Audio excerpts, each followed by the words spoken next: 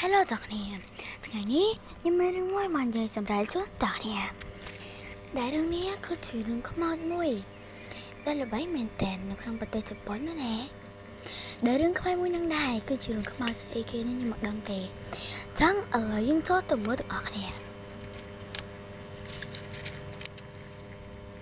តាមសាររឿងដំបូងបង្ហាញឲ្យយើងឃើញនៅសាលារៀនមួយដែលមានគូសិស្សចូលរៀនច្រើនខ្លាំងមែនទែនព្រោះព្រឹកហើយទាំងគ្រូទាំងសិស្សគឺមមាញឹកក្នុងការដើរទៅចូលរៀនខ្លាំងមែនទែននៅពេលមកដល់ក្នុងថ្នាក់គឺពួកគេបន្លែងគ្នាសប្បាយអស់ឡើងពេញនឹងតែម្ដងនៅម្នាក់គឺសប្បាយសើចសប្បាយលេងខ្លាំងមែនទែនពួកគេមានអារម្មណ៍ថាសែតអីទេមានអ្នកខ្លះសើចគ្នាអញ្ចឹងទៅមានអ្នកខ្លះប៉ុន្តែបើមកកាន់ទូរស័ព្ទរបស់យើងវិញមានឈ្មោះថា Daily នេះគឺជាមនុស្សម្នាក់ដែលមានអារម្មណ៍ថានឹងស្ងប់ស្ងាត់មែនតើហើយម្នាក់គឺនិយាយពី Daily រហូតហើយគេមកថាគេមកធ្វើអីណាដូច Daily ម្នាក់សុទ្ធតែគូដាក់ទៀតយ៉ាម៉ោងក៏ចាប់ផ្ដើមចូលរៀនលោកគ្រូអ្នកគ្រូក៏ចាប់ផ្ដើមសម្រុកចូលមកហើយលោកគ្រូបានកាន់សម្បត្តិលិខិតមួយមកទៅដូចជាសម្បត្តិស្នេហ៍មិនទេខ្ញុំមិនដឹងដែរបងប្អូនគ្នាហើយពេលលោកគ្រូចូលមកដល់ក្នុងថ្នាក់ភ្លាមក៏ស្រាប់តែលោកគ្រូបានកាត់ថ្នាក់ហ្នឹងគឺរញ៉េរញ៉ៃខ្លាំងមែនតើគាត់និយាយថាឈប់រញ៉េរញ៉ៃទៅហើយអាចឆាប់អង្គុយចូលក្នុងកន្លែងឯងឲ្យស្រួលបួតចោះកុំរញ៉េរញ៉ៃខ្លាំងពេកព្រោះយើងមិនចង់ឲ្យឯងញ៉ៃទេកូនសំណាក់ដែលឈ្មោះថាដារ៉ូក៏បានចៃទៅកាន់ភ័ក្ររបស់គេទាំងអស់ដែរនិយាយទៅគឺខ្ញុំអត់សូវចាំឈ្មោះទេម្នាក់នេះដែរខ្ញុំសុំហៅម្នាក់នឹងសក់ថ្នោតទៅចោះដារ៉ូហ្នឹងគេនិយាយមួយសក់ថ្នោតហើយនិយាយពីឌីនីហើយឌីនីនាងពិតជាមានអារម្មណ៍ថាស្បីតែផុសក៏និយាយដល់នាងដែរពេលហ្នឹងគឺលោកគ្រូក៏បានប្រកាសស្អីគាត់ទេមិនដឹងមិនដែរមានចង់សួរអញ្ចឹងទៅឲ្យគាត់ប្រាប់ទៅកាន់សិស្សទាំងអស់ថាទៅទៀតយើងនឹងមានការប្រឡងហើយខ្ញុំជំរឿម្នាក់ដើម្បីឲ្យគេហ្នឹងទៅរៀនបន្ត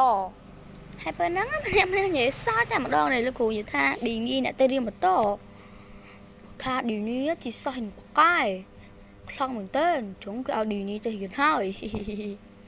ហាអ្នកម្នាក់និយាយថាអូល្អខ្លាំងមែនតើឌីនីល្អណាស់ប៉ុន្តែឌីនីនេះវិញខ្ញុំក្នុងចិត្តទៅតែក្នុងចិត្តវិញចង់ទៅស្រែកពេញថ្នាក់តើ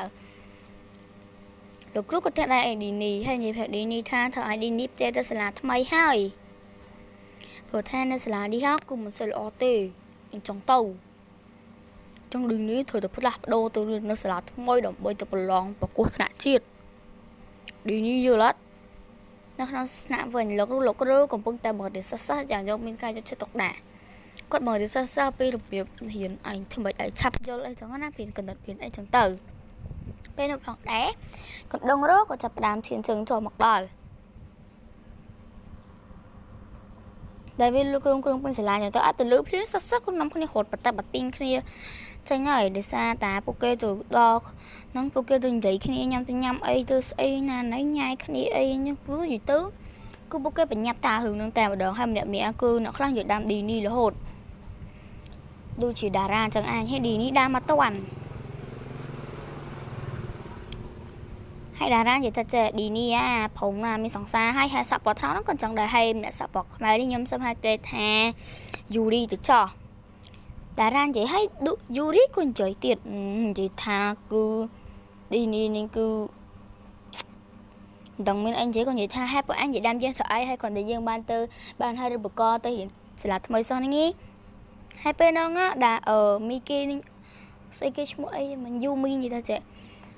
អញមិនចង់ទៅអញមិនត្រឹមបានរៀនទេហើយម្នាក់សក់ខ្លីនេះគាត់និយាយចឹងដែរថាអត់ត្រូវទេអ្នកសាស្ត្រនិយាយថាត្រូវតាពួកគេជាសក់បកាយហើយក៏មានអារម្មណ៍ថាគេក៏ខំប្រឹងរៀនដែរឌីនេះនិយាយថាត្រូវហើយខ្ញុំខំប្រឹងរៀនណាស់ហើយខ្ញុំមិនមែនជាសក់អីដែលគេសក់ខ្ពើមិនគ្រាន់តែថាខ្ញុំនេះតាទៅមិនចូលតាហើយខ្ញុំមិនមកនឹងហាពាក់សក់ស្វែកអាឈ្មោះតារាហ្នឹងនិយាយថាចេះអាចស្អីទេហ៊ានទៅបកាយផងហ្នឹងនៅសាលាហ្នឹងហើយតើឲ្យបងជាអ្នកទៅវិញ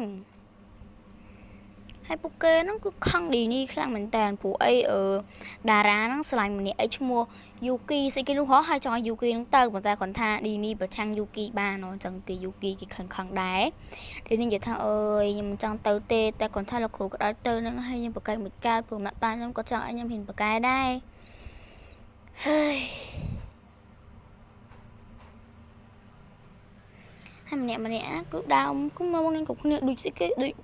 đà ra cho mà bị lừa hòn chẳng nên á pay pe cái chẳng đà tâm mục tỷ hay đúng nắng có trai quán chập tập ban năng sẵn hay cắt một đàn đi vườn bữa cái tặng ốc này cứ cầm bông ta việc tha hai tặng ốc này cái hai để đám cây chụp chung cái này hay nhầm nó cứ chụp rồi tặng ốc này rồi hay cứ miên khủng nhiên miên ấy thì chẳng này bữa cái chuột nó khỏi xả nên anh miên tình nào ngay thế hay chuột khủng nhiên bà ta việc tha chụp rồi bà ta chẳng nào tặng cái này cứ bữa cái nhảy đam đi ni bà ta chẳng từ em này này người ta chạy đi ni lo ta ở nghiệp trắng á đã ra người ta đi ni thì lo mà dạng đã bàn tay bị tha ồ đi ni nâng cứ khai đòi nâng khai bồn khai y tha ai đa ngày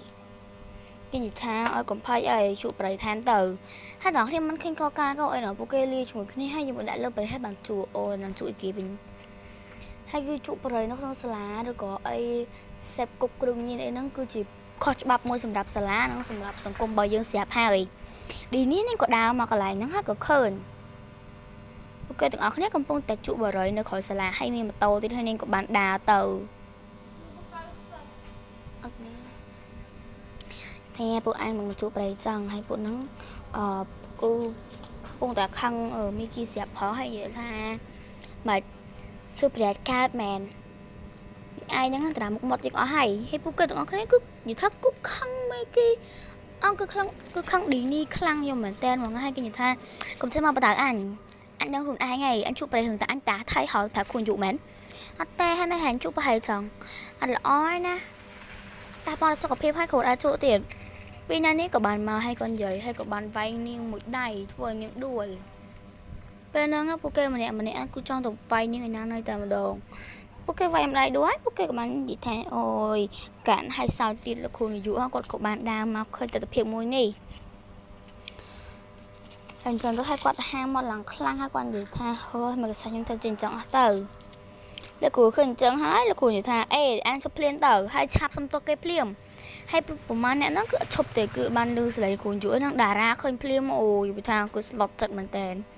của chuỗi ban đã bị này bộ cái tiếng acne ai bộ cái tiếng acne nó ngã chụp thua bạn này to từ tiết tờ vì mình ó tê hay hả chụp đấy đang tiền hayរឿងក៏កាត់មកដល់ក្នុងសាលាវិញលោកគ្រូដាក់ពីនៃគេបានដាក់កៅអីមួយនៅចំកណ្ដាលហើយឲ្យឌីនីនិយាយរឿងកាប់ពុតទាំងអស់ឌីនីក៏ប្រាប់ទាំងអស់ឲ្យលោកគ្រូនិយាយថាថៃគ្រាន់តែឌីនីគេបានប្រហារឧបករណ៍ទៅសាលាផ្សេងសោះក៏មិនក៏ខំផងឌីគេម៉េះពួកឯងនេះមិនដឹងទេឲ្យឌីនីជាសិស្សបកាយប្រចាំសាលាអញ្ចឹងយើងឲ្យនាងទៅក៏វាមិនខុសដែរពួកគេបានឆ្លងកាំងតែម្ដងហើយអីក៏ឌីនីជាសិស្សបកាយប្រចាំសាលាអញ្ចឹងហើយនិយាយថាឲ្យមិនចង់ឲ្យលោកគ្រូនឹងក៏បាននិយាយថាចេះអីទេហើយអីយើងដាក់ទៅហើយពេលហ្នឹងគឺតារាគឺបាននិយាយថាអូអត់ទេខ្ញុំចង់ទេ